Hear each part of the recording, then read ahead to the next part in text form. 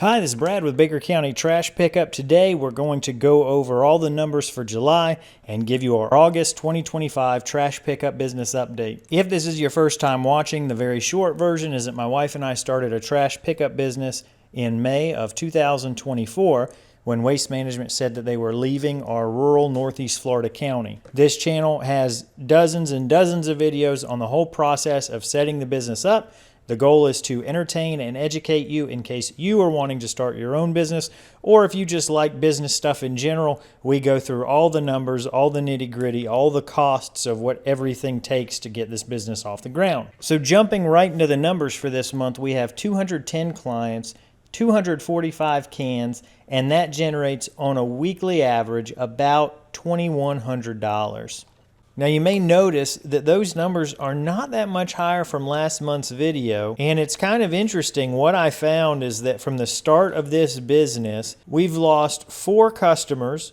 2 of those were for moving, 2 of them were for non-payment, and then we've had 2 customers scale back their cans because their family has gotten smaller. For the first year, that is the only churn that we experienced. 6 customers and about 9 cans. Which, if we're talking about having 200 customers, that's like a 3% churn for a whole year, which is really good. Until we got into June. In June, we lost 5 customers and 5 cans. One of them was mad about the late fee that we charge. We have a late fee because part of the reason we are able to be the most affordable option in the county is because everything is automated through our CRM Jobber. At the end of the month, on the last day of the month, Jobber automatically processes all the invoice for the 200 clients we have, starting at 9 p.m. that evening on the last day of the month. It automatically charges the card or the bank account that's on file. It sends them a receipt automatically. It does all that stuff every single month without us having to do anything. If somebody's card is insufficient funds or it's been turned off because maybe a fraud and they've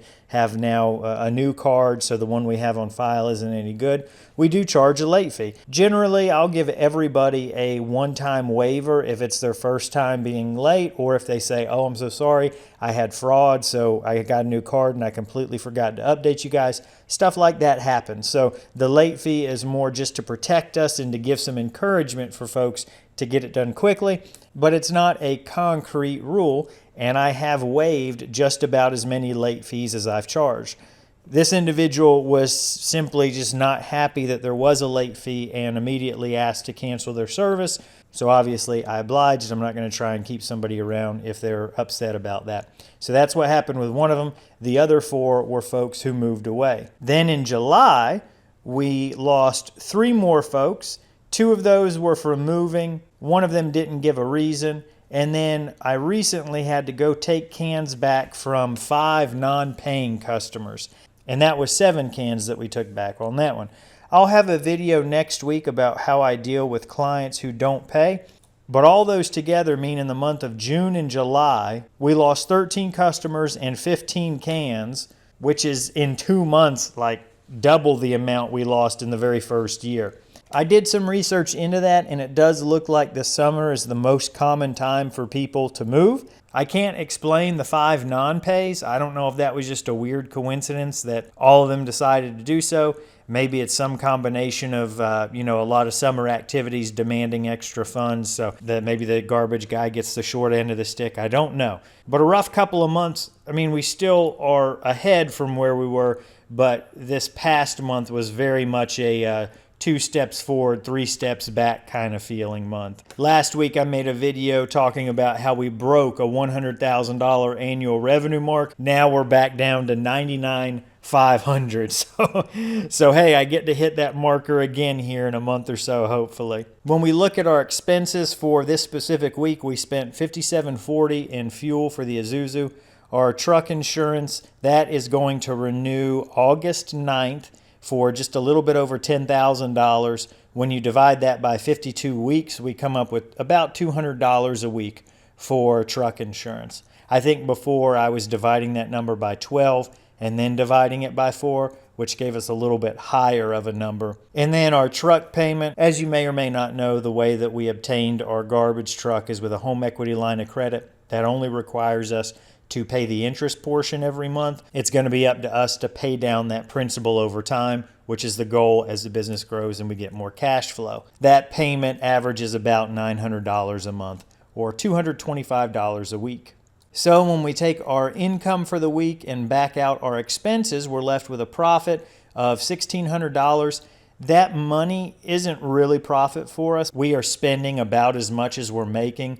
Our very first year, I think we spent $20,000 or $30,000 more than we made. So we've still got a few years before when we say profit, it really is profit. This is just to give you a rough breakdown of the numbers. And if we didn't have any debt at all, this is a pretty accurate number of what the profit would look like that we then get to pay ourselves on. If you didn't know, my wife drives the garbage truck for me and I pick the trash. So we both work together for 2 days.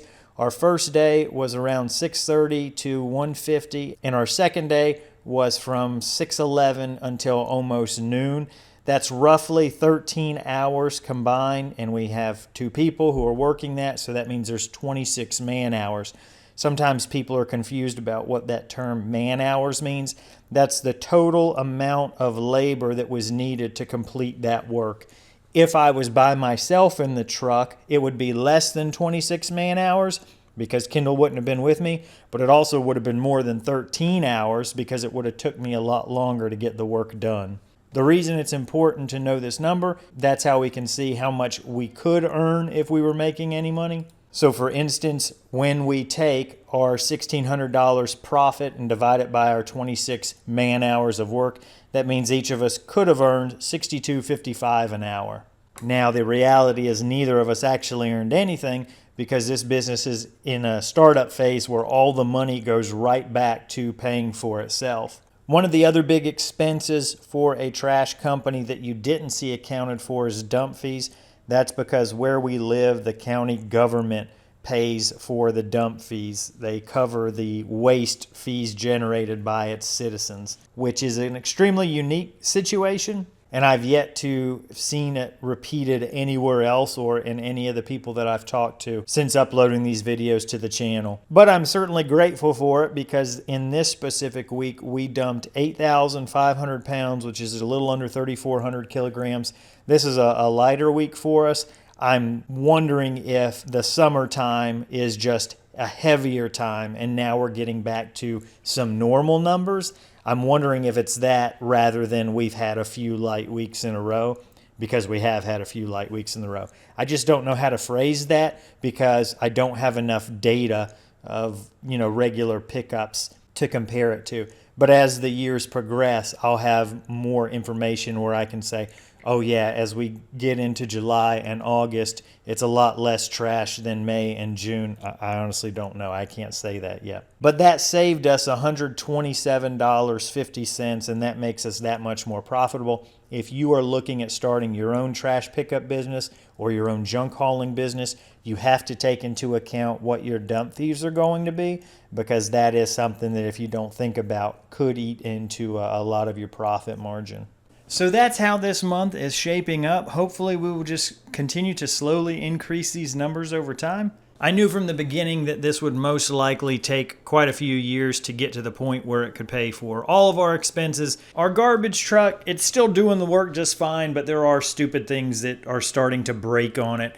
You can see here we've got a light. One of our work lights has some water ingress. I'm not surprised because I pressure washed this thing a lot, probably more than they ever intended. But on top of that, I'm sure the LED lights that are on there, and I'm speaking out of turn because I haven't done any research, so I could be wrong, but I think they're probably just, generic, right off the shelf, cheapest things that they can get it done with. And that's probably what I'll end up replacing it with. But since we've started splitting our route into 2, we really don't use the work lights that much anymore. So it's not that big of an issue. As always, if you guys have any questions, the best way to get a hold of me is email, but you can also feel free to comment below and I'll try and respond. Thank you guys so much for watching. We'll see you in the next one.